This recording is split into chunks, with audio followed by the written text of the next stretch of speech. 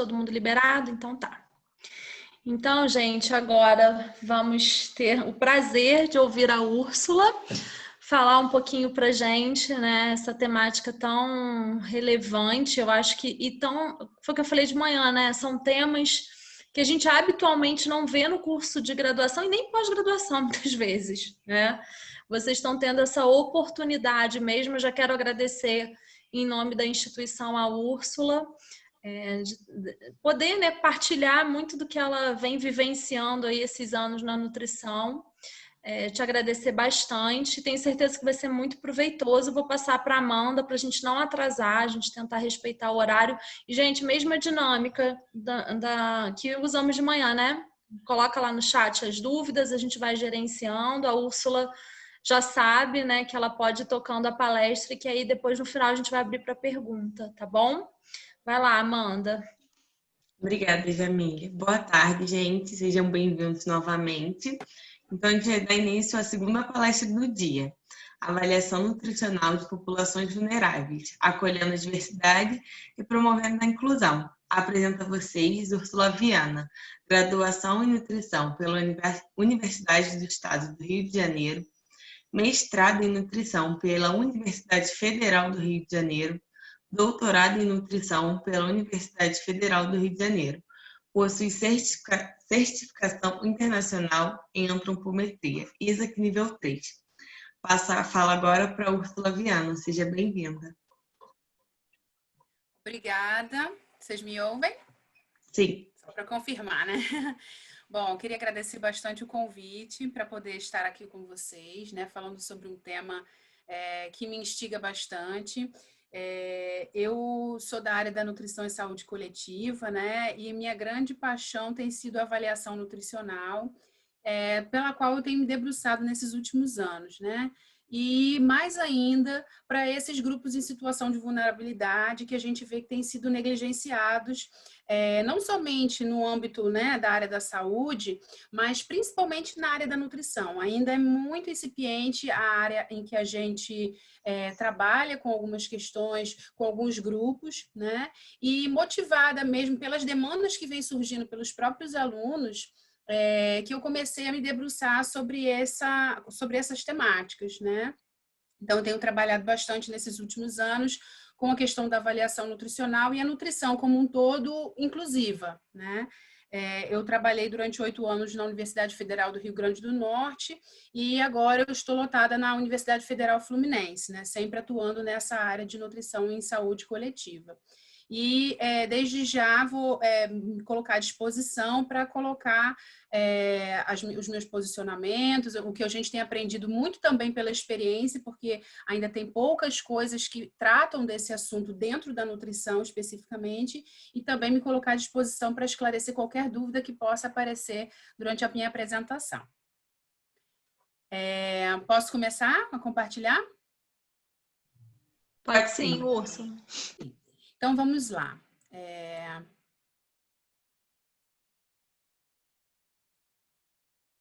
Vocês conseguem ver? Sim. Ok. Então, a gente vai trabalhar um pouco hoje sobre a questão das populações vulneráveis e como acolher essa diversidade e promover a inclusão nesse contexto no consultório, né? É importante a gente entender que a diversidade, ela é inerente à natureza, né? A gente vê diversos animais, diversas plantas, ambientes, e na raça humana isso também não seria diferente. Então, a gente tem aí uma diversidade em diversas esferas da raça humana, né? Relacionada à questão étnico-racial, religiosa, cultural, relacionada a gênero, orientação sexual, física, biológica. Isso tudo é inerente ao ser humano, essas diversidades, né? E essa diversidade, ela não se trata só do outro, porque ela está em mim, está em todos, né? Então, todos somos diversos, não existem iguais, existem os diversos, né? Só que para alguns indivíduos existe uma adversidade nessa diversidade, né? Então, a gente percebe que algumas pessoas elas possuem mais dificuldades para viver as suas vidas, enfrentar os obstáculos, superar as limitações que lhes são impostas do que outras, né? Muito relacionado com essa desigualdade social que essas pessoas vivem, e essa desigualdade social, ela traz uma maior vulnerabilidade para esses indivíduos, né? E o que seria essa vulnerabilidade quando a gente trata da saúde? É a maior suscetibilidade a doenças e agravos, né? E o que é, de fato, essa vulnerabilidade? Essa maior suscetibilidade, ela acontece quando a gente se expõe a um risco, que todos nós estamos sempre expostos a riscos, mas a vulnerabilidade, ela vem quando associamos a essa exposição de riscos uma falta de recursos materiais ou imateriais, né? Para enfrentar e superar esses riscos que as pessoas são expostas, né? E de onde que vem essa falta de recursos? Muitas vezes vem da insuficiente promoção e proteção dos direitos de saúde e cidadania dessas pessoas. Muitas vezes elas não conseguem acessar o sistema de saúde, as políticas de inclusão, as políticas afirmativas não chegam até elas. Né? Também pela discriminação, pelas diferenças, né? Que isso acontece bastante, e também pelas próprias limitações intrínsecas e intrínsecas da pessoa de conseguir enfrentar e suportar esses riscos a que ela está exposta. Então, quais seriam esses grupos e populações que a gente consideraria de maior vulnerabilidade? Ou seja, quem seriam essas populações vulneráveis, digamos assim, né? Pessoas com deficiência, a população LGBTI, de uma forma geral, pessoas privadas de liberdade, pessoas em situação de rua, povos e comunidades tradicionais, pessoas em situação de assentamento, né, que a gente tem visto muito e, inclusive, tem aumentado nesse período da pandemia, muitas reportagens falando sobre as pessoas que estão precisando de morar em ocupações por causa da diminuição da renda. Pessoas que também vivem sob um estigma social de determinadas doenças infecciosas, como HIV, tuberculose, hepatite, sífilis, profissionais do sexo e também usuários de drogas. Todos esses grupos são considerados de vulnerabilidade, né? De uma vulnerabilidade maior do que os outros indivíduos. E aí você pode me fazer uma pergunta, tá, mas por que me preocupar com essas minorias, né? Se são menos pessoas, então se viesse uma luz do céu, né, descendo pra gente, meu amigo, as minorias são a maioria, né? Sinto muito lhe informar que a gente precisa estar preparado para atuar junto a essas pessoas, né? Se a gente for pegar a gama de pessoas com essa pluralidade, né? Dentro pessoas com deficiência, LGBTI, pessoas que pertencem a algum grupo ou comunidade tradicional, alguma pessoa que cometeu algum delito, que já foi privada de liberdade, a gente vai ver que são a maioria, né? Esses pequenos segmentos fazem a maioria. Então, nós precisamos estar preparados, entendendo que nós precisamos atender essas pessoas como qualquer outra, né? Então, qual vai ser o nosso percurso hoje? Falar como que a gente pode acolher todas essas diversidades e promover a inclusão no nosso consultório, né? Então, essa vai ser a nossa abordagem de hoje, na questão do próprio consultório. Então, é importante que a gente perceba que todos somos diferentes, né? E, como a gente já falou, essa diversidade é inerente.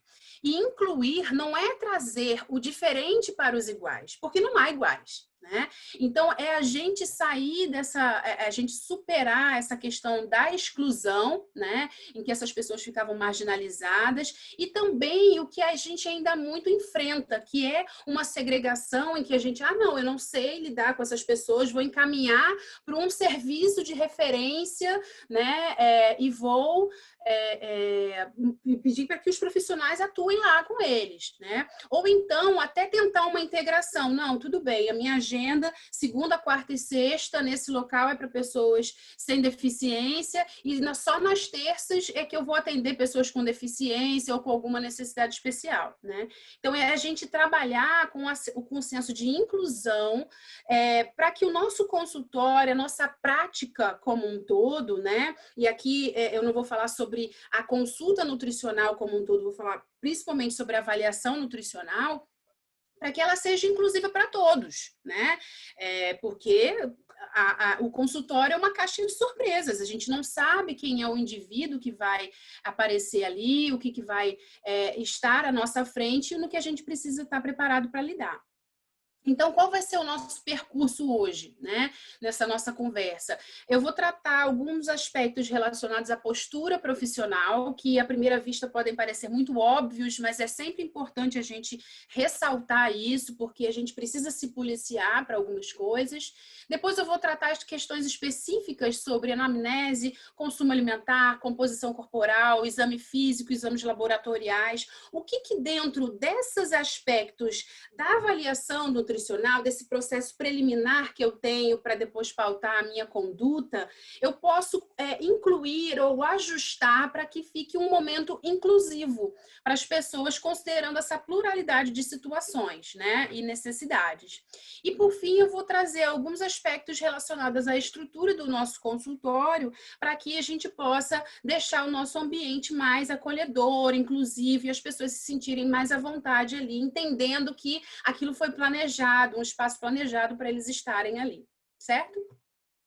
Então, para iniciar, a primeira coisa relacionada à postura, né? Inclusive pensando logo na primeira vez que uma pessoa chega no nosso consultório, é não fingir que a diversidade não existe, né? A gente tem que agir naturalmente, existem situações que a gente nunca vivenciou, não significa que a gente esteja com um preconceito, mas simplesmente a gente se surpreende e às vezes a gente fica desconcertado porque não sabe como agir, né? E isso é natural e a gente tem que agir com naturalidade e muitas vezes dizer para o paciente que não sabe como agir. Por exemplo, um paciente cadeirante, você não pensou que fosse vir um paciente cadeirante. Ele ligou, marcou a consulta e aí você pergunta, como que eu posso te ajudar, né? Poxa, você está de cadeira de rodas? Vamos lá, deixa eu ajustar aqui a minha sala para você entrar, vamos lá, vai dar tudo certo. Então, agir com naturalidade e não ficar nervoso o tempo todo, porque isso pode atrapalhar o nosso processo, né? Então, quanto mais a gente também se expuser a essas situações, melhor para a gente ficando cada vez mais tranquilo com relação a esses aspectos. Outro aspecto importante é a gente respeitar a diferença, né? Não ficar questionando atitudes, condutas, escolhas. Cada um tem o direito de viver a sua vida como quiser, e a gente precisa respeitar, né? Inclusive a pessoa com deficiência também, muitas vezes elas fazem escolhas e que a gente às vezes pode não compreender, né? E então a gente precisa respeitar e ter uma escuta qualificada. Outra coisa, é importante que a gente não demonstre nenhum tipo de sentimento de pena, de piedade, de surpreendimento, né? A deficiência, no caso, por exemplo, é apenas mais uma singularidade dessa diversidade humana. Somos todos diferentes, né? Muitas vezes essa deficiência vem ao longo da vida, isso faz parte da vida de cada um, né? Estamos todos expostos também a essas situações. Então, ter bastante cuidado para a forma como a gente fala, as nossas feições, né? O nosso rosto, a expressão facial, o paciente às vezes está falando com a gente fica, se surpreende, né? Então, ter muito cuidado com o nosso rosto para que a gente possa ter uma postura bastante neutra, né? Também a gente não deve subestimar a capacidade da pessoa, né? Aqui a gente tem um quadrinho, né? Todo mundo em volta de uma pessoa com deficiência, né? Se movimentando, utilizando tecnologias assistivas e o pessoal em volta falando, nossa, é incrível, parece milagre, inacreditável, pensei que ela não seria capaz de fazer tal tarefa. E aí a pessoa está ali numa boa, né? Um dia eles vão acostumar que nós somos ETs, isso faz parte, né? Então, é necessário a gente não subestimar, inclusive quando a gente for dar retornos, quando a gente for explicar, né? A gente precisa estar atento a essa nossa postura. Também é importante a gente se debruçar sobre as terminologias, né? E as mais importantes, né, e emergentes que a gente precisa dominar nesse momento é relacionada às diferentes identidades de gênero, né, que tem esse documento que traz bem direitinho, mas também tem vários outros documentos do Ministério da Saúde que abordam a questão da transexualidade, transgeneridade, de todos os tipos de identidade de gênero, e também a questão da deficiência. referência, né? Quais são os termos que eu vou trabalhar? Eu chamo de deficiente, de pessoa com necessidade especial, portador de necessidade especial, enfim, como que eu lido, né? Então, aqui a gente tem até um quadrinho, né? Como devo chamá-lo? Deficiente, aleijado, pessoa especial? E aí a pessoa vem, ei, meu nome é Alberto, né? Então, na verdade, é importante, mas para além dessa terminologia, né, correta, que muitas vezes a gente usa termos que são ofensivos, né, para a comunidade, o mais importante é a gente demonstrar um interesse pela pessoa, mantendo uma escuta ativa, qualificada, né? E aí a gente passa para o momento da anamnese, quando eu vou tentar conversar com o meu paciente para conseguir entender quais são os aspectos, os fatores que poderiam estar relacionados com aquele processo, né? E aí eu trago para vocês uma primeira coisa, de lembrar de investigar sexo e identidade de gênero de todas as pessoas, né? Às vezes pode parecer muito óbvio, mas não é. A gente tem aqui, por exemplo, algumas imagens, né, de um homem trans e uma mulher trans, em que a gente observando simplesmente pela forma, né, pela expressão de gênero, pelo comportamento, pelo tom de voz, a gente nunca vai identificar que é uma pessoa trans, né? Então a gente precisa sim perguntar o sexo de nascimento, a identidade de gênero, né? Não de uma forma grosseira, enfim, descontextualizada, mas tentar compreender, né? E por que a gente precisa saber isso de fato? Porque a interpretação correta de quem é esse indivíduo pode me gerar um resultado incorreto do diagnóstico nutricional. Se for uma pessoa trans, por exemplo, conforme eu trouxe aqui as imagens, eu posso classificá-la de uma forma diferente com relação à composição corporal, dependendo do estágio do processo transexualizador em que a pessoa está. Então, eu preciso ter um diálogo. É importante eu traçar um diálogo, por isso a escuta qualificada, ativa, demonstrando interesse, é extremamente importante. E para quem ainda não está convencido, né, eu trago aqui alguns motivos pelo qual é importante a gente, de fato, se debruçar sobre essa questão de gênero. Tá, mas por que eu quero saber, para além da composição corporal, se a pessoa é LGBTI ou não, né?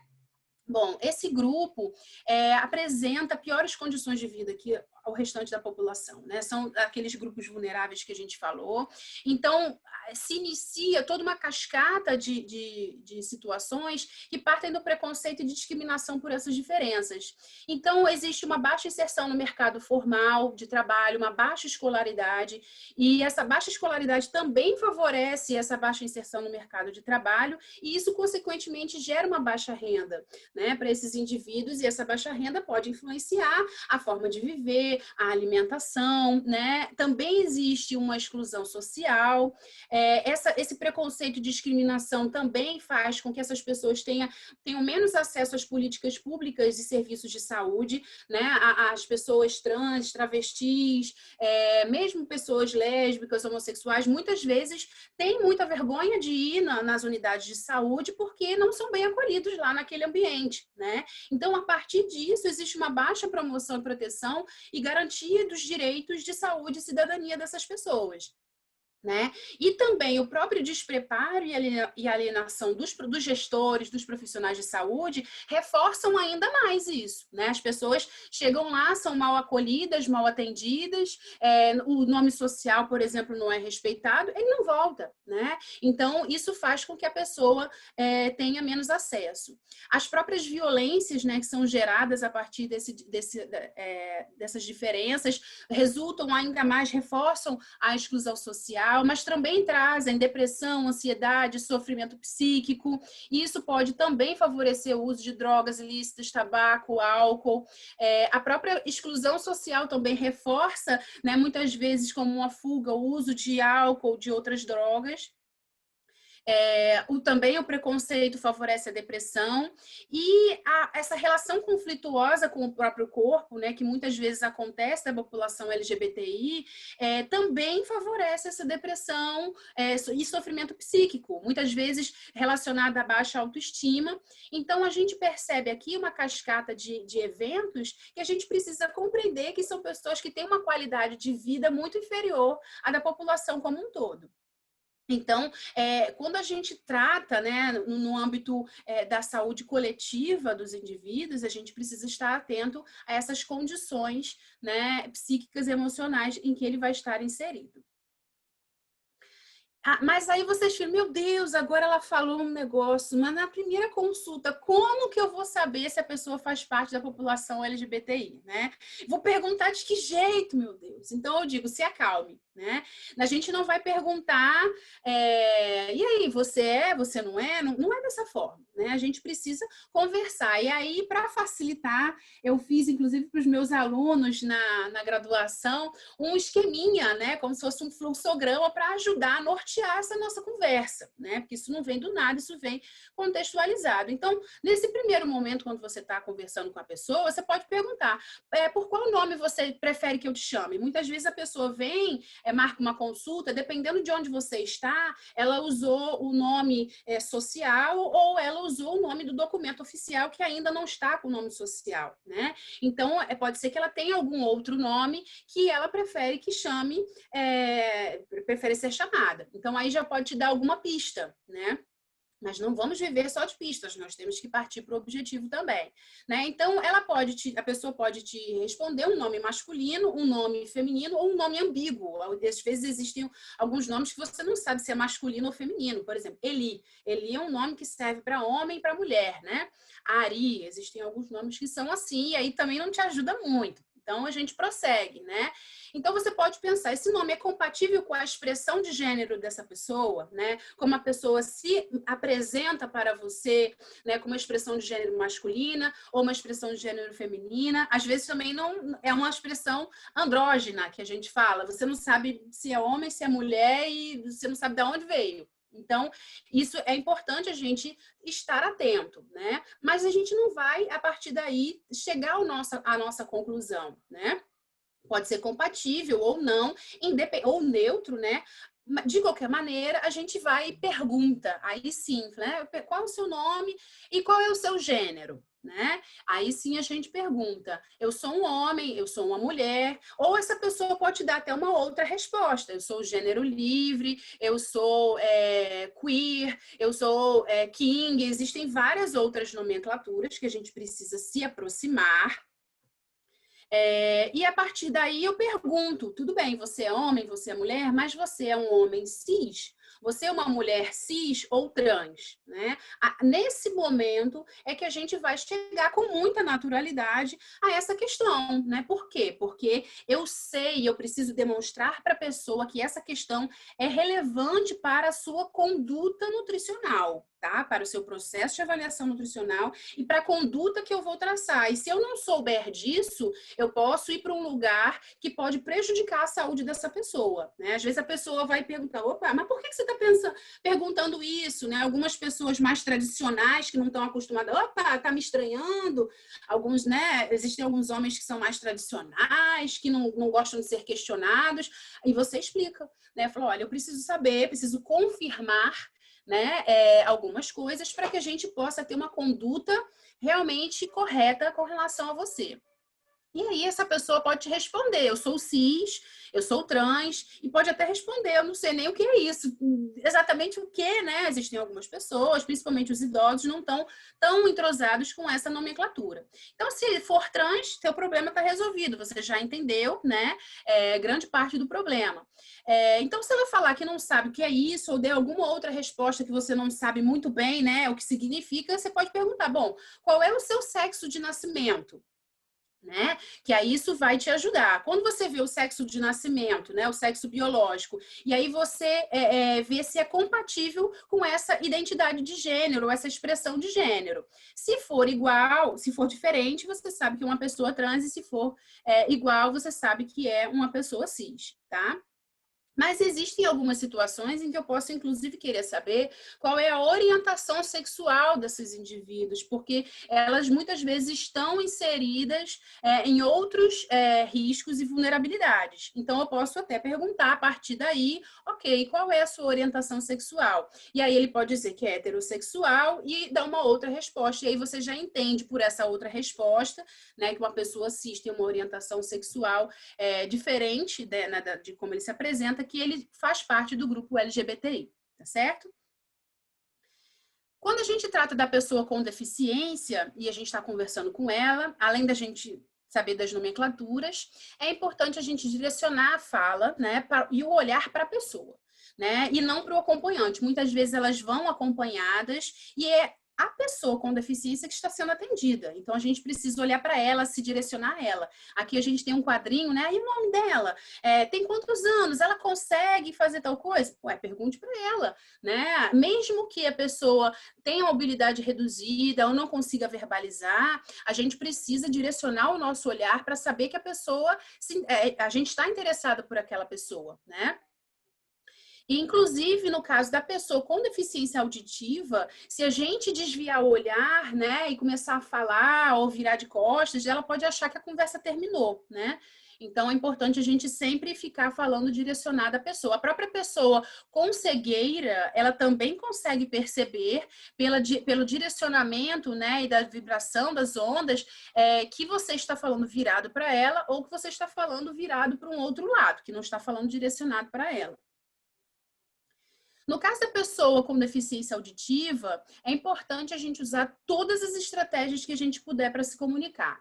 A melhor delas, né, seria a gente falar em Libras, a gente aprender a língua brasileira de sinais, que é uma língua oficial no Brasil, e é muito importante para tornar a nossa prática bastante inclusiva, né? Infelizmente, existem poucos cursos, as universidades não disponibilizam tantas vagas nas disciplinas, né, de Libras, e também fazer Libras um semestre só na faculdade não garante que você tenha o domínio de uma língua, assim como a gente não consegue dominar o inglês, o alemão, o francês em um semestre só e também com apenas algumas palavrinhas.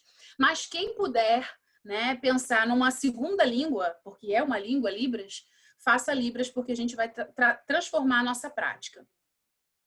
A gente também pode usar o intérprete de Libras. Muitas vezes a pessoa vai com um intérprete para consulta, né? Um parente, uma pessoa, ou a própria unidade de saúde tem um intérprete e a gente pode usar essa pessoa para facilitar a nossa comunicação. Também existem hoje em dia, para coisas mais rápidas, comunicações mais rápidas, aplicativos de celular ou de computador que transformam texto e voz em Libras. Os mais famosos e gratuitos são o HandTalk e o VLibras. Então, à medida que você fala, né, você instala o aplicativo, ele vai colocando as imagens e o avatar, ele vai fazendo os sinais para que a pessoa possa compreender. Então, você fala, vira o celular para a pessoa e aí ele vai fazendo a comunicação em Libras.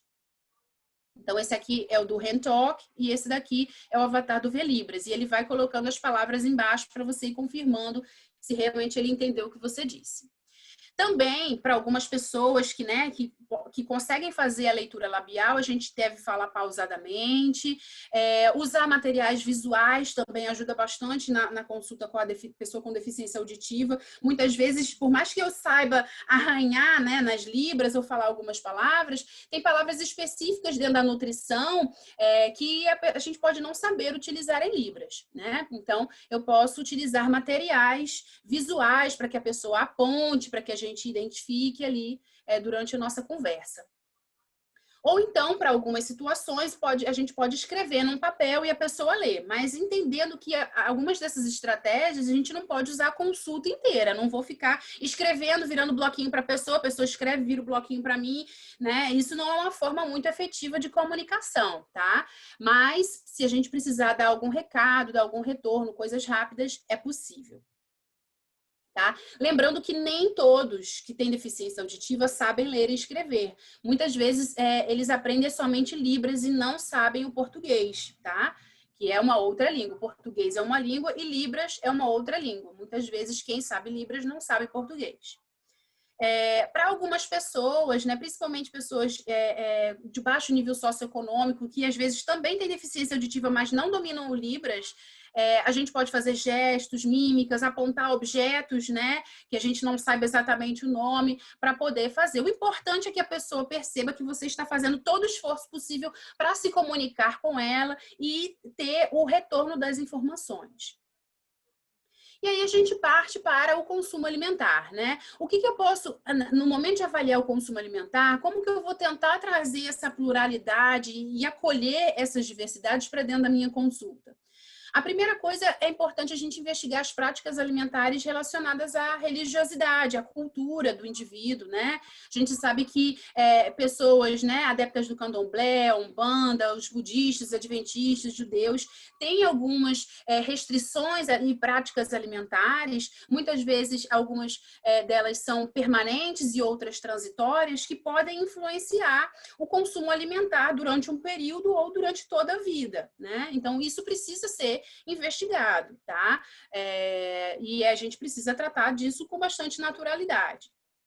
Também é importante perguntar o local das refeições e a origem dos alimentos, né? Não adianta eu perguntar só o que a pessoa come, mas de onde que veio esse alimento? Veio de um self-service, de um restaurante popular? A pessoa tem ou não possibilidade de fazer essa modificação que eu estou pensando em propor, né? Ele come em casa. Aqui no caso de populações vulneráveis, a gente tem uma pessoa comendo no barco, pessoas comunidades ribeirinhas, pescadores artesanais, a depender de onde é a situação do seu trabalho, você precisa se entrosar sobre tudo que acontece, né? Existem, por exemplo, as marisqueiras que pegam a comida e saem, ou catadores de coco lá, elas saem, passam o dia inteiro fora e levam a marmita, e aquilo fica fora da refrigeração adequada, é uma comida que tem uma característica específica, não pode ter muita coisa fresca, porque senão azeda. Então, você começa a compreender aquelas práticas alimentares, também entendendo o local das refeições e a origem desses alimentos,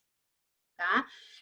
Principalmente nessas populações vulneráveis, é importante a gente discutir essa questão.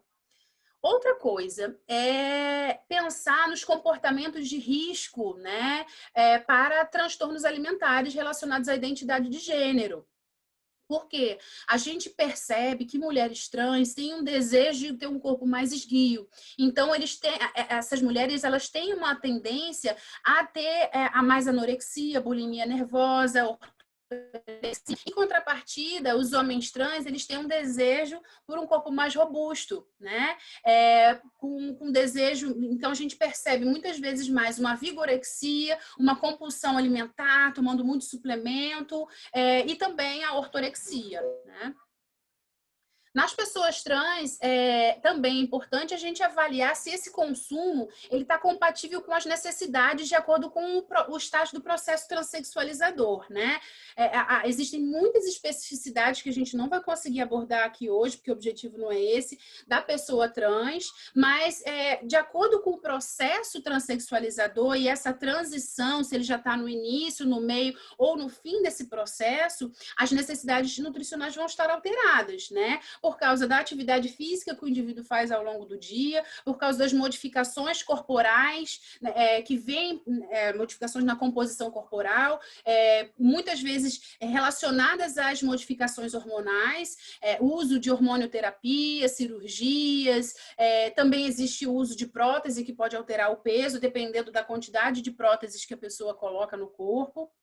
Então, tudo isso a gente precisa investigar se está adequado ou não. Tá?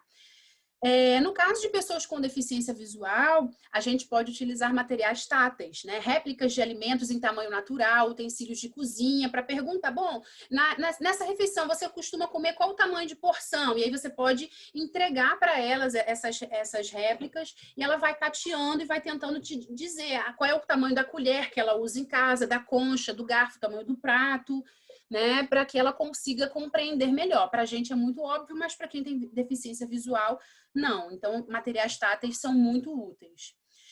Para quem tem deficiência auditiva, esses materiais táteis também podem ser úteis, mas se a gente não puder, uma coisa mais barata são os álbuns fotográficos e os esquemas visuais. É importante também a gente considerar a capacidade cognitiva da pessoa. Existem algumas pessoas que podem ter deficiência mental, né? Eu quero atender autonomamente uma pessoa que tem síndrome de Down, um adolescente ou um adulto com síndrome de Down, mas às vezes os instrumentos que eu estou usando não são adaptados para aquela pessoa, mas eu quero que ela mesma autonomamente me responda. Então aqui a gente tem o QADA, né, que é um questionário alimentar do dia anterior, que foi feito para crianças e adolescentes, mas eu posso utilizar para que ele circule o que ele comeu, né, na refeição do café da manhã, do lanche da tarde, enfim, buscar instrumentos que sejam mais apropriados, né, a essa capacidade cognitiva. Então, eu vou observar a forma que a pessoa se comporta, como ela interage, se comunica, eu vou vendo tudo isso na primeira, na segunda consulta e vou sempre ajustando esses meus instrumentos. Posso usar esquemas visuais, desenhos mais coloridos e atrativos para poder ter as informações captadas de uma forma mais correta. Né? No caso das pessoas com deficiência, a gente sempre tem que lembrar sobre o uso de tecnologias assistivas, né? Que são os dispositivos de adaptação para facilitar a alimentação. O que essa pessoa usa? Ela come sozinha? Alguém dá a refeição para ela? Ou ela usa? Quais são esses dispositivos? Existem engrossadores de colher, talheres em balanço, substituição de pressão palmar, facas em balanço, adaptador de copo, né? Copo com alça, copo adaptado, suporte para fixar canudos. Isso vai depender de qual tipo de deficiência que o meu paciente apresenta, né?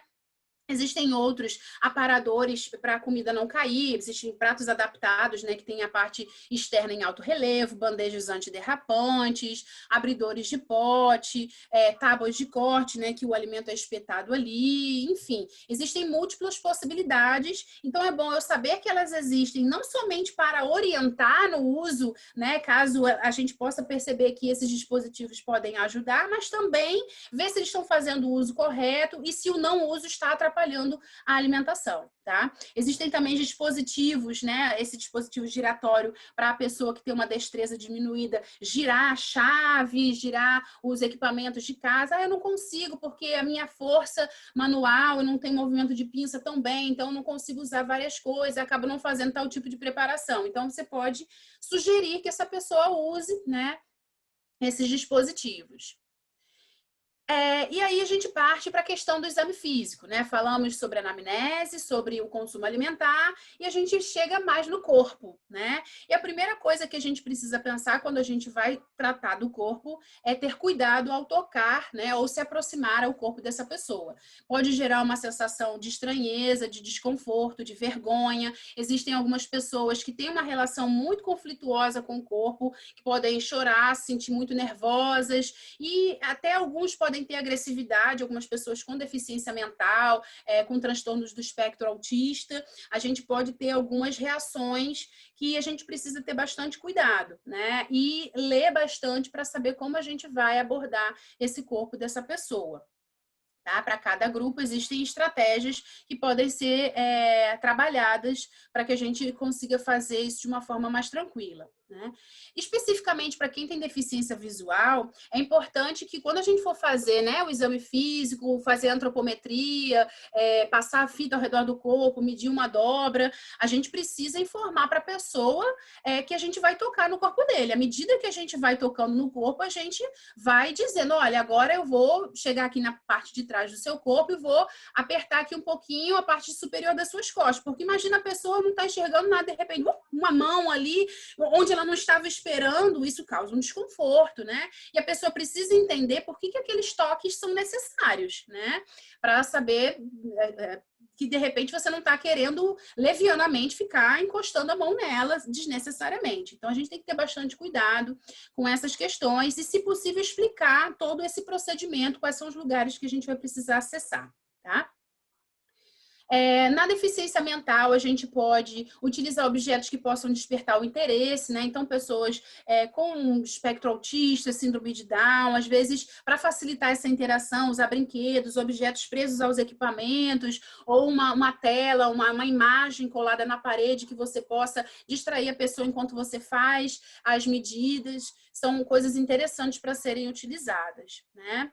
Para quem tem deficiência física ou mobilidade reduzida, é importante a gente sempre ajudar a acessar os equipamentos e posicionar para fazer a avaliação. Alguns equipamentos, algumas balanças são meio bambas, né? Principalmente aquela balança tradicional em que você dá uma bambeada quando sobe nela, isso tem risco de acidente, né? Então a gente precisa ter bastante cautela, perguntar se a pessoa precisa de auxílio, levá-lo pela mão, dar o braço para perguntar se a pessoa quer que a gente acompanhe, né? Para evitar riscos de acidente.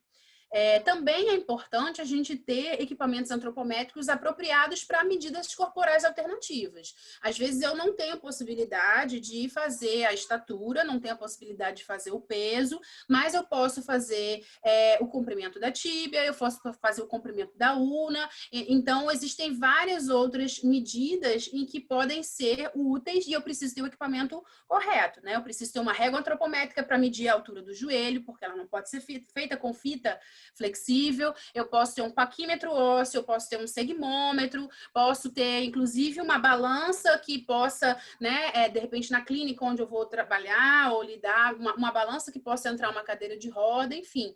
Pensar nessa acessibilidade partindo de mim, dos meus equipamentos, né?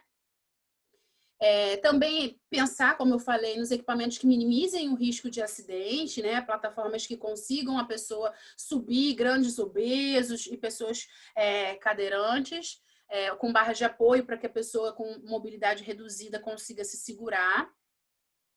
E também, quando a gente vai trabalhar na questão das pessoas trans, a gente precisa atentar à presença de acessórios que podem dificultar a avaliação, né? Existem algumas pessoas que vêm com o binder, o colete, ou com faixa torácica, né, para prender a mama, ou então com cinta modeladora, ou com outros dispositivos que possam está ali prendendo o corpo para dar um contorno e um formato, e isso vai me inviabilizar fazer algumas mensurações e muitas vezes eu não tenho como solicitar para a pessoa tirar, porque ela não vai tirar, né? Porque para colocar muitas vezes demora, ou então ela se sente desconfortável, né? Porque imagina, a pessoa vai tirar a faixa torácica, mas ela vai estar sem sutiã ali, né? O homem trans vai estar sem sutiã e a mama vai ficar exposta, não vai ficar confortável. Então a gente tem que ter todo esse zelo, perguntar para a pessoa se elas têm alguma coisa por baixo da roupa, se é possível tirar os acessórios, e se não for possível, eu vou ter que escolher equações, parâmetros, indicadores, medidas antropométricas que não necessitem medidas de difícil obtenção para esses casos. Então, eu não tenho, no caso do colete, possibilidade de fazer uma medida da subescapular, né? Porque eu não vou ter acesso à escápula por causa do colete. No caso da cinta, eu não vou poder fazer o perímetro da cintura. Eu posso marcar, olha, seria possível na próxima consulta você vir sem e a gente, ou então ir no banheiro ali no vestiário e trocar. Se não for, então a gente vai ter que se adaptar, tá certo? Outra coisa são adereços, né? Existe a questão de remover ou não remover, às vezes eles são pesados, enfim. Então, a gente tem que conversar com a pessoa sobre essas questões e, se não for possível, é importante que a gente anote, pensar numa estratégia para que esses valores possam não interferir no nosso diagnóstico, tá? E também é importante ter atenção à interpretação do valor do peso corporal, né? E das medidas de composição corporal. Às vezes a gente anota muito rapidamente, mas se esquece de compreender, né? Que as próteses elas têm valores de peso diferentes, cada prótese da pessoa, né? A computação tem é feita de um material. Existe a pessoa também que tem ostomias, que pode estar com a bolsa cheia ou com a bolsa vazia. Existe a questão do uso exagerado de próteses de silicone, que elas vão influenciar não somente o peso corporal, mas, por exemplo, os valores de composição de percentual de gordura da sua bioimpedância, a depender de qual é o material que está nessa prótese, né? O estágio do processo transexualizador, né? A questão, muitas vezes, dos cabelos, tranças muito pesadas, com muito volume, isso pode superestimar o valor das medidas corporais. Então, a gente tem que olhar a pessoa como um todo, né?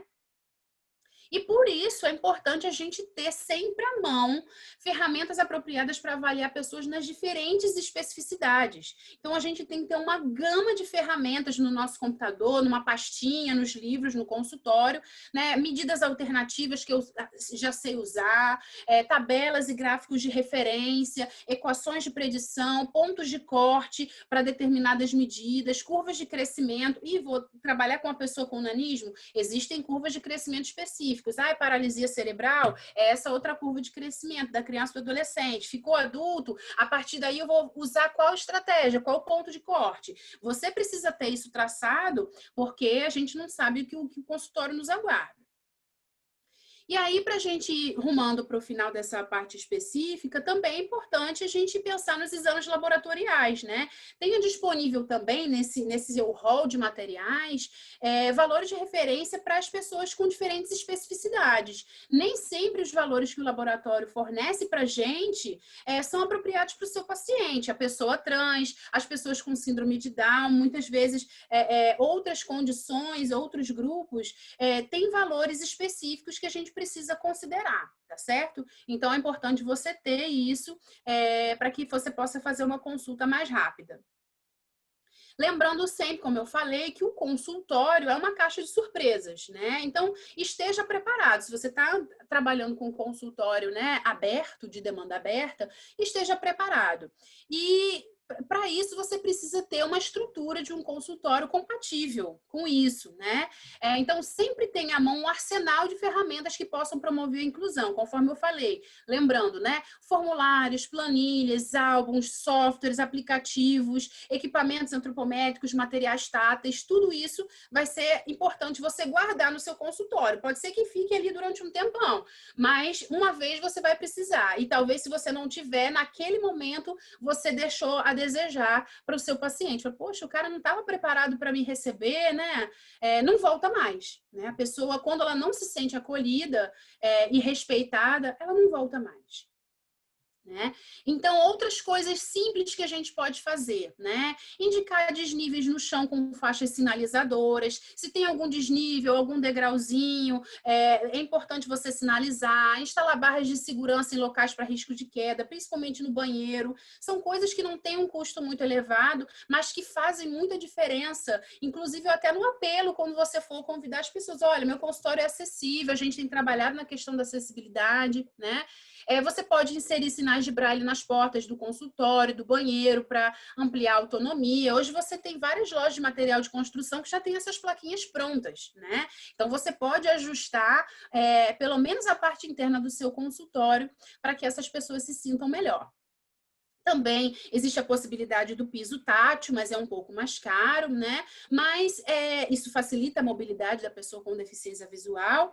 Mas eu posso, de uma maneira bem simples, ajustar o mobiliário para facilitar essa mobilidade. Não somente da pessoa cega, mas para quem tem mobilidade reduzida ou para quem quem usa cadeira de rodas, né? De que forma que eu posso fazer isso?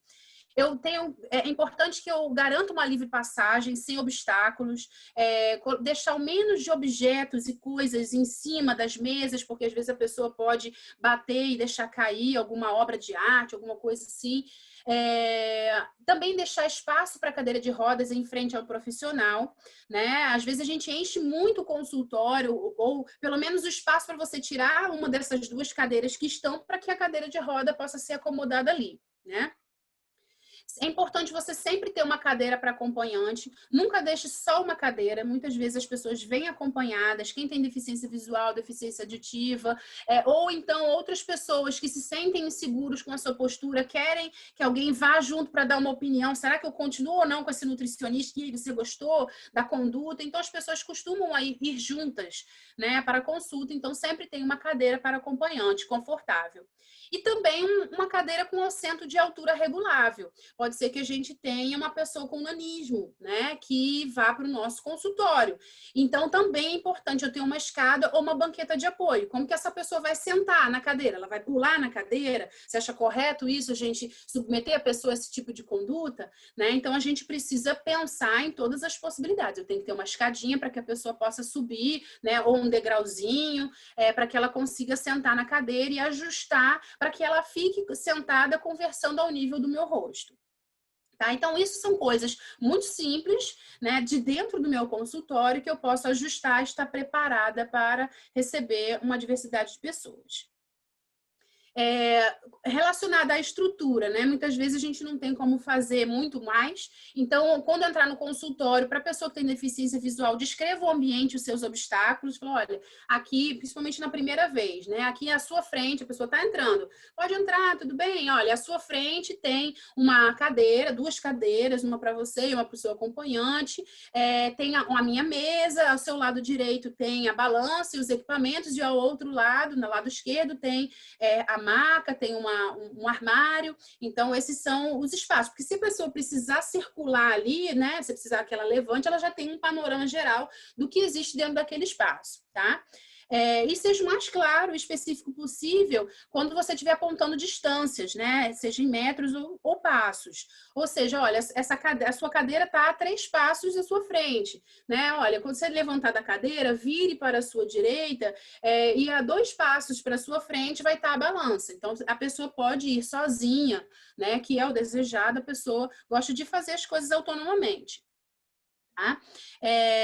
E também ajudar a pessoa a se movimentar no consultório. Pode ser que ela precise da sua ajuda, ela prefira a sua ajuda porque ela ainda está se ambientando, né? Então, a gente vai oferecer essa ajuda. Você quer que eu te ajude? Aí você prefere ir sozinho. Nunca ajude ninguém sem ele pedir a sua ajuda. Jamais, né? E aí é que a gente demonstra que a gente não está considerando o outro incapaz, né? É quando a gente respeita a pessoa. Mesmo que ele vá com muita dificuldade, aquilo deu uma aflição para você, poxa, podia ajudar, a pessoa tem o direito de ir sozinha, de se locomover e de viver e fazer as coisas no ritmo dela. E a gente precisa respeitar essa escolha.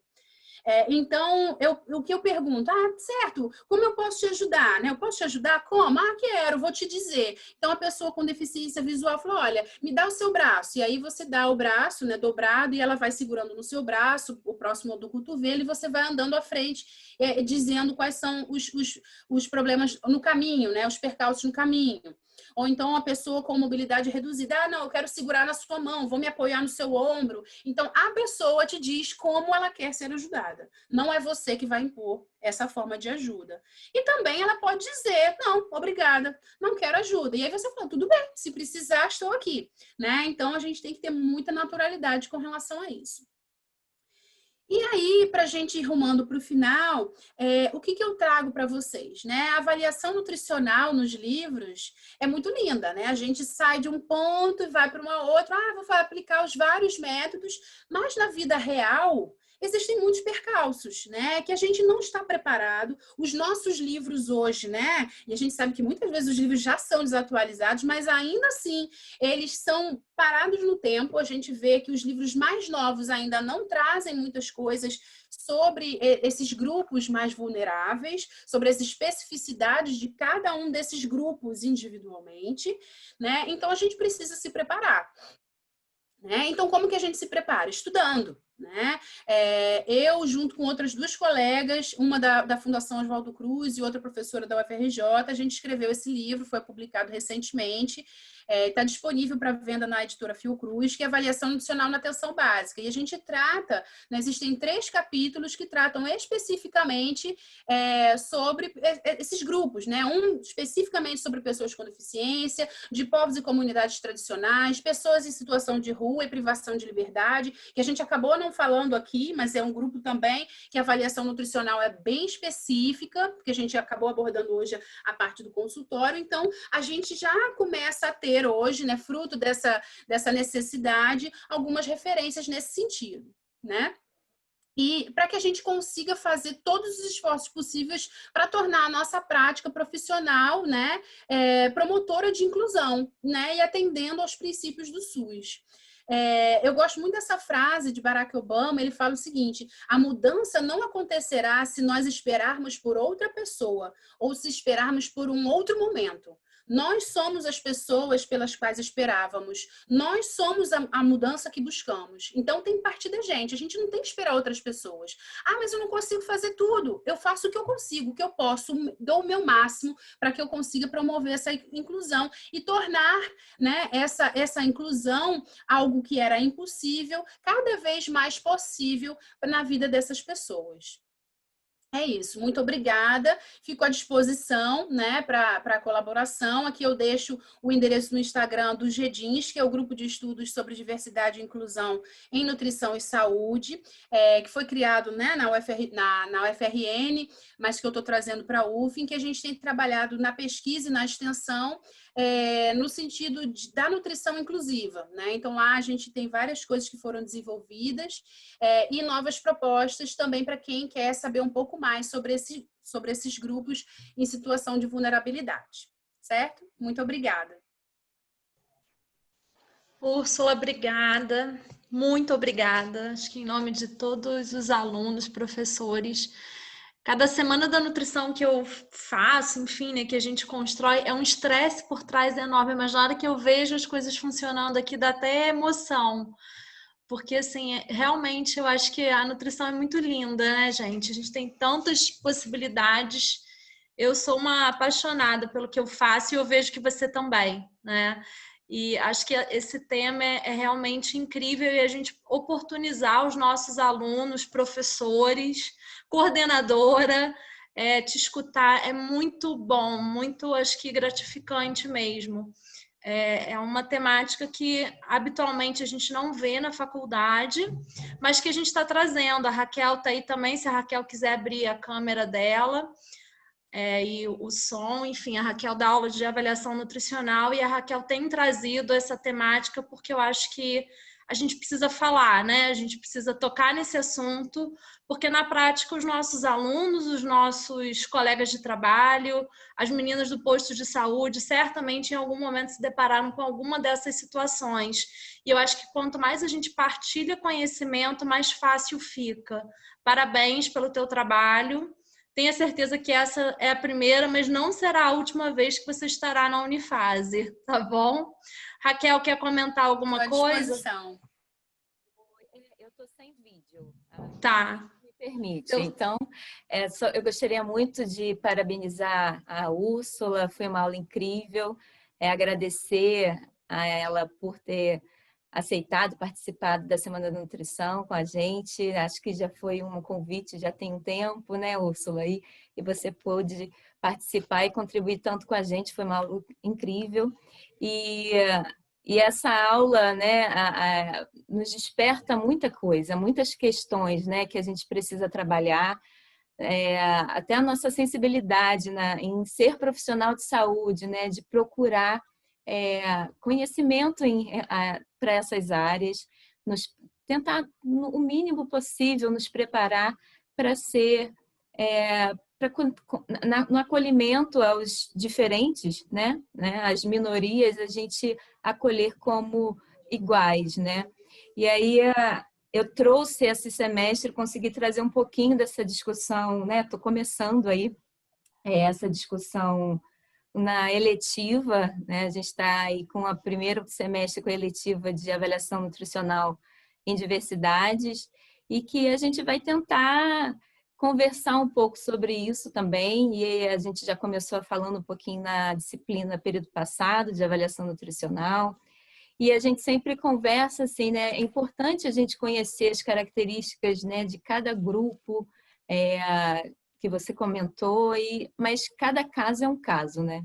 É importante a gente se preparar, os nossos equipamentos, os nossos instrumentos, enfim, ter todas as curvas, equipamentos, nossa sala, conhecer as dificuldades de cada indivíduo que tenha a deficiência, né, com deficiência, mas também como é importante a gente olhar caso a caso, né, para a gente poder entender como é que ele se relaciona até com a própria deficiência, né, e poder trabalhar, como você falou, né, a avaliação nutricional como for possível e não submeter o paciente a exames, todos os exames que a gente aprende, todas as medidas e querer que ele, que a gente fazer, né, a ansiedade de fazer várias avaliações.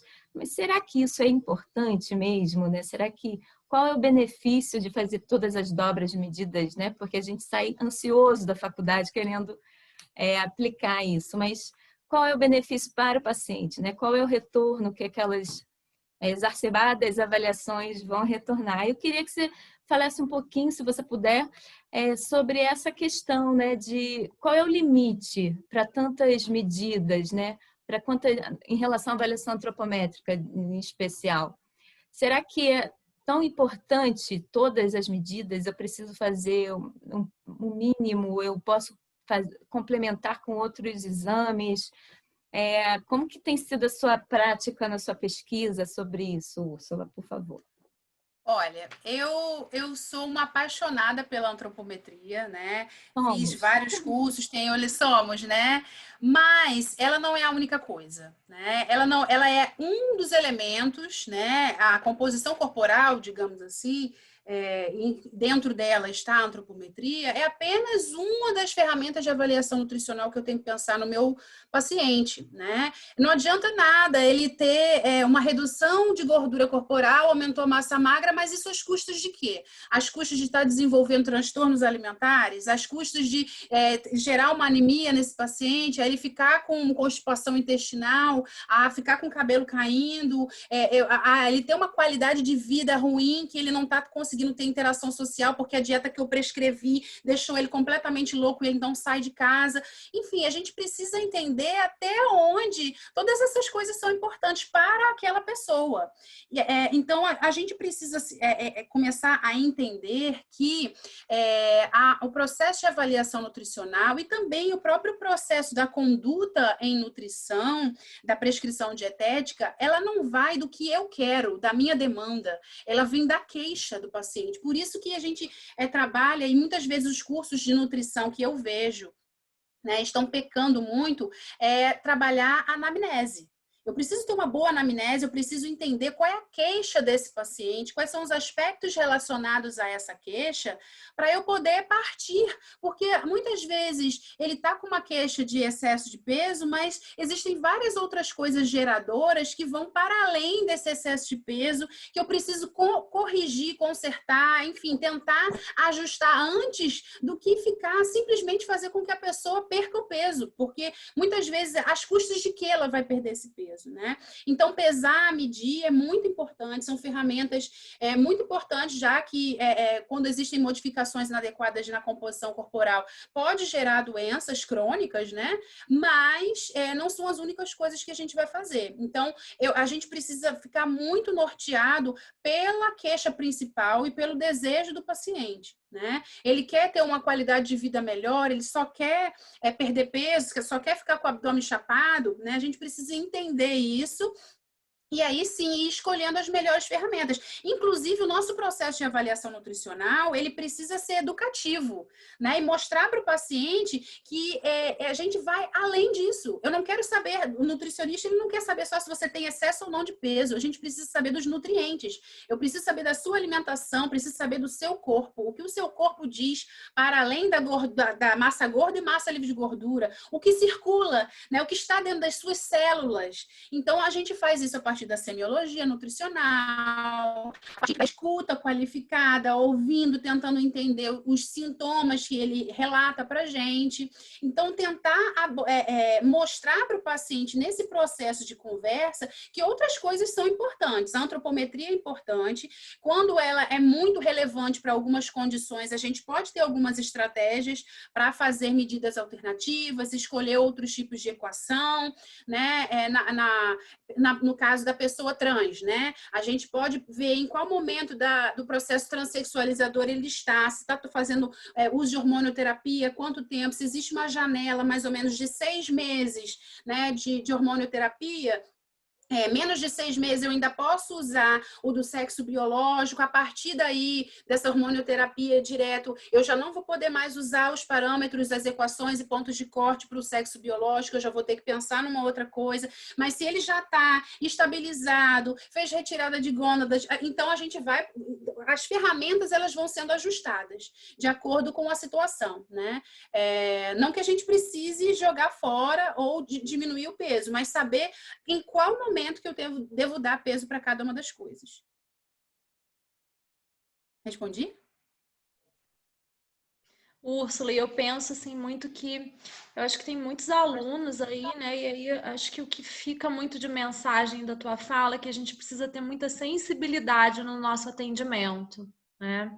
Muito mais do que aprender todas as ferramentas de avaliação, de antropometria, é ser sensível àquele paciente, àquela pessoa que está ali na tua frente. Eu acho que esse é o nosso dever como professores, né? Colocar no mercado de trabalho profissionais sensíveis.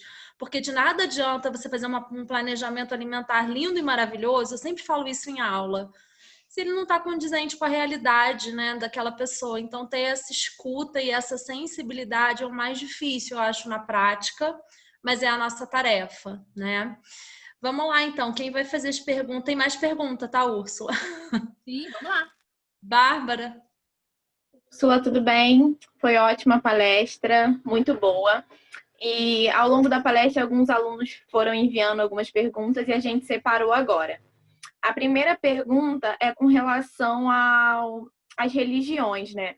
No caso, como prosseguir com pacientes que consomem muito carboidrato em determinadas religiões, visto que eles não abrem mão por ser um ritual.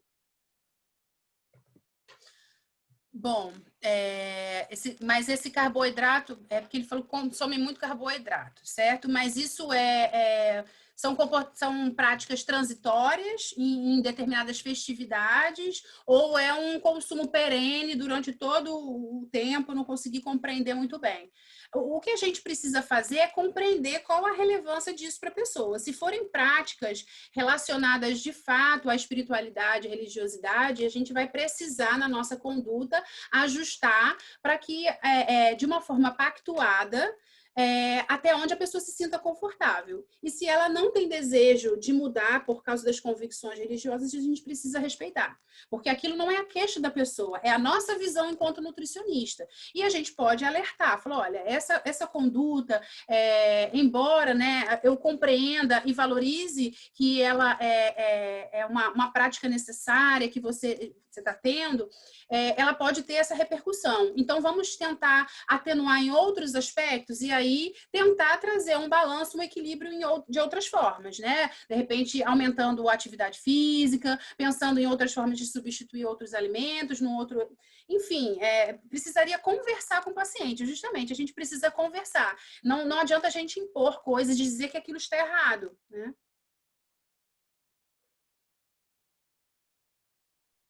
A próxima pergunta, você já até chegou a comentar agora na resposta da Raquel, que é sobre os pontos de corte para pessoas transexuais. Que como não tem na literatura pontos de cortes, como que a gente usa os pontos de corte da antropometria? Se é pelo sexo biológico ou pela identidade de gênero? Então, essa pergunta não tem resposta, né? Então, a gente começou a desenvolver lá no FRN um projeto nesse sentido para avaliar a decomposição corporal de pessoas trans. Mas aí a gente teve que interromper por causa da pandemia a coleta de dados, né? Mas, de maneira geral, o que os trabalhos têm mostrado? Até mais ou menos, mas assim, a pessoa trans, ela é um grupo muito heterogêneo, né? Por quê? Porque existem pessoas trans, né? Que se identificam com outro gênero, que não fazem nenhuma modificação corporal. Tem outras que fazem cirurgias, que fazem uso de hormonioterapia, né, com profissional, que fazem hormonioterapia direto, ou ciclos, né, curtos, enfim, começa a tomar, aí desiste, aí depois vem um outro pessoal, toma, aí vai, começa a tomar, enfim, existe uma pluralidade de situações que começam a interferir. De maneira geral, o que a gente tem visto na literatura é que pessoas que estão fazendo hormonioterapia, nos primeiros 6 meses, a modificação corporal, da composição corporal não é tão expressiva, mas também vai depender da dose que a pessoa toma e também de outras alterações, né? Como, por exemplo, modificação na atividade física. Né? Se a pessoa, imagina, um homem trans, começou a hormonioterapia, mas começou a malhar demais, então, com certeza, a hipertrofia vai ser muito maior do que somente tomando o hormônio, certo? Então, da mesma forma, né, o indivíduo, a mulher trans, que vai diminuindo a massa magra, vai depender. Se ela continuar fazendo atividade física, a taxa de redução de massa magra vai ser menor do que aquela pessoa que ficou sedentária. Então, a gente vai precisar observar. De maneira geral, até 6 meses, a gente ainda conseguiria ter uma tolerância para utilizar o sexo biológico, tá? Depois disso, a gente já não recomenda, porque as modificações corporais são muito heterogêneas, tá? E aí, a gente só conseguiria utilizar o gênero no qual a pessoa realmente se identifica como o ponto de corte, né? Uma mulher trans utilizar a tabela para mulheres cis, se houvesse a retirada de gônada, né? No caso de homens trans e mulheres trans. Então, retirada do testículo, do ovário, porque existiria uma estabilização hormonal. Porque quando a pessoa está fazendo hormonioterapia também, ela está num processo de alteração intensa, mas ela também fica com vários hormônios circulantes, né?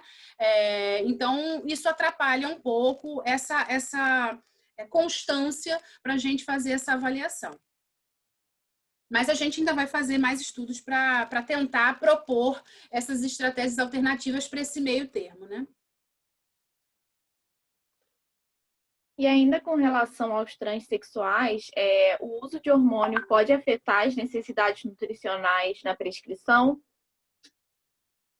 Sim, o homem trans, né? Ele toma os hormônios androgênicos, né? Então ele sente muito mais fome, ele começa a ficar com uma maior massa muscular, né? Existe um aumento da massa muscular no homem trans e ele vai aumentando as necessidades calóricas, né? Mas às vezes esse aumento de necessidade calórica não é tão grande quanto a fome que a pessoa tem, né? A gente a gente fez um trabalho de extensão, um projeto de extensão lá, e a gente conversou muito com vários transexuais, e eles falaram, olha, eu ficava com uma fome louca, mas isso acontece tanto com homens trans quanto mulheres trans, então o ganho de peso é uma coisa que precisa ser muito controlada na pessoa trans. Então eles sentiam muita fome, embora esse aumento de massa, né, magra, que pudesse ser, né, ser compatível com essa questão da energia extra para esses indivíduos, não era compatível. No caso das mulheres trans, elas vão reduzindo a massa magra com a hormonioterapia, né? Então, essa massa metabolicamente ativa, ela vai reduzindo. Então, eu vou ter que diminuir também esse consumo alimentar, porque senão a pessoa vai ganhar gordura, ela vai ganhar peso, porque as necessidades de energia, né, para geração de energia, vão ser menores ao longo do tempo. Então, isso vai precisando ser ajustado. À medida que esse processo transexualizador vai avançando, a gente vai precisando ajustar. No caso do homem trans, vai ter uma curva ascendente e da mulher trans vai tendo uma curva ascendente nas necessidades calóricas. Úrsula, a próxima pergunta é com relação aos pacientes de consultório e de hospital. Como abordar os pacientes que estão ali sem querer, meio que forçados? Como cativar esses pacientes para que eles possam colaborar? E no âmbito hospitalar, como abordar esses pacientes acamados ou traumatizados? Como que pode ser a abordagem sem que seja incômodo para esse tipo de paciente? Olha, essa é uma pergunta de $1 milhão, né? É uma coisa bem, bem complexa, realmente, porque quando a pessoa está hospitalizada, internada, ela não entende o nutricionista como uma figura importante ali, naquele processo. Muitas vezes, porque... e a gente está chegando aí perto do dia do nutricionista, né? A nossa prática profissional, às vezes, é tão cheia de atividade dentro do hospital que não nos permite ter esse momento com o paciente até para educá-lo com relação a qual é o nosso papel ali dentro. né? Muitas vezes, quando o nutricionista vai, e a gente sabe que quando os alunos estão na graduação, os professores sempre tentam fazer diferente. Mas quando eu já fiquei internada algumas vezes, e quando as nutricionistas, né, foram no meu quarto para conversar comigo, era só perguntar se eu gostava de comer isso ou aquilo, né? Ou se eu tinha alguma restrição alimentar. O tempo de consulta, o tempo de internação curto, uma previsão de tempo de internação curta, o nutricionista não costuma ter um diálogo com a pessoa, tentar entender muito, não investe no paciente, nem mostra qual é o papel dele ali. Eu acho que a primeira coisa que a gente precisa fazer é mostrar qual é o nosso papel, né? Mostrar que a gente também está ali para além de perguntar o que o indivíduo gosta. Né? E tendo uma conversa com muita humanidade, tentando entender os pacientes que ficam internados em longo prazo, explicar que o estado nutricional, se a pessoa está perdendo peso, se ela está perdendo massa magra, o fato dela estar acamado, traz mais riscos para o estado de saúde como um todo, pode aumentar o tempo de internação, pode dificultar a cicatrização no caso de cirurgias. A gente precisa explicar e mostrar, né, o que está sendo positivo, porque às vezes o paciente ele é pesado e medido, mas aquilo não volta para ele. Ele não tem o resultado daquela avaliação.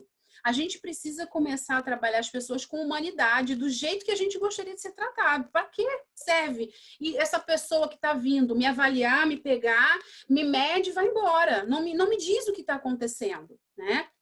Então, a gente precisa sempre dar o feedback, trazer, dizer, olha, mesmo que eu não consiga ir no mesmo dia, passar num outro dia, ou na próxima vez que eu for fazer, olha, na vez passada, deu assim, agora vamos ver se você melhorou, porque a gente fez uma alimentação para você assim, assim, assim. A gente precisa mostrar para ele, né, para poder cativar, porque se a gente só chegar e usar a pessoa, né, como um instrumento de trabalho, não dá certo. Ótimo. A nossa última pergunta é a respeito das plataformas, né, e dos softwares que são usados por nutricionistas. Se existe um específico que dê para montar alguma anamnese para esse tipo de público, ou algum programa que já tenha essas anamneses prontas, ou algum programa que você use que seja mais intuitivo, que a gente possa montar, né, que o profissional possa montar a sua anamnese e deixar específica para cada público. Existe algum programa que a gente consiga trabalhar melhor essa questão?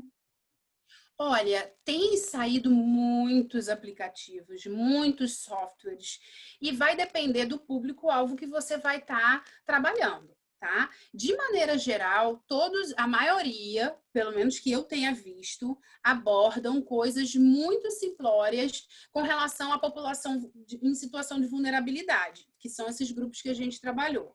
No máximo, uma equaçãozinha, assim, uma curva de crescimento para quem tem síndrome de Down e uma equação para cadeirante para ver a altura por meio da altura do joelho, essas equações para estimar peso e estatura. Não existem, pelo que eu saiba, aplicativos que tragam um roteiro com essas questões, até porque muitas delas são norteadas pela nossa conversa. Né? Às vezes eu estou conversando com o paciente e aquele rol de perguntas não é necessário. Né? Então, quando a gente está trabalhando na anamnese, a gente pode ter um questionário, você pode pegar...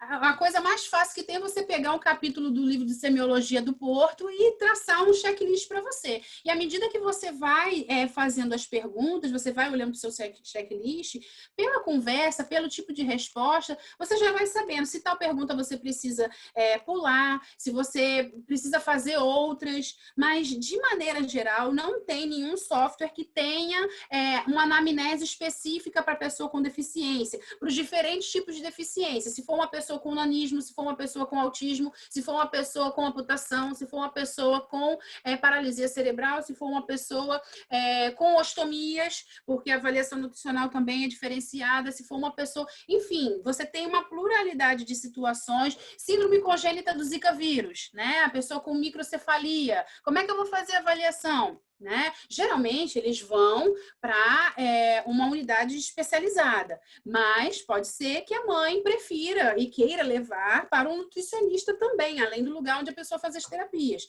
Não tem nenhum software que traga curvas, né? Então a gente vai precisar, na verdade, montar o nosso rol de de possibilidades de ferramentas, né? Fica aí também até, de repente, uma sugestão aí de possibilidade de software que possa incluir essas coisas. De maneira geral, eles trabalham mais para pessoas adultas ou atletas, né, que fazem atividade física regular, para poder atender essas necessidades e fazer a prescrição. Não tenho indicação nenhuma, assim, específica para esse grupo. Úrsula, muito obrigada.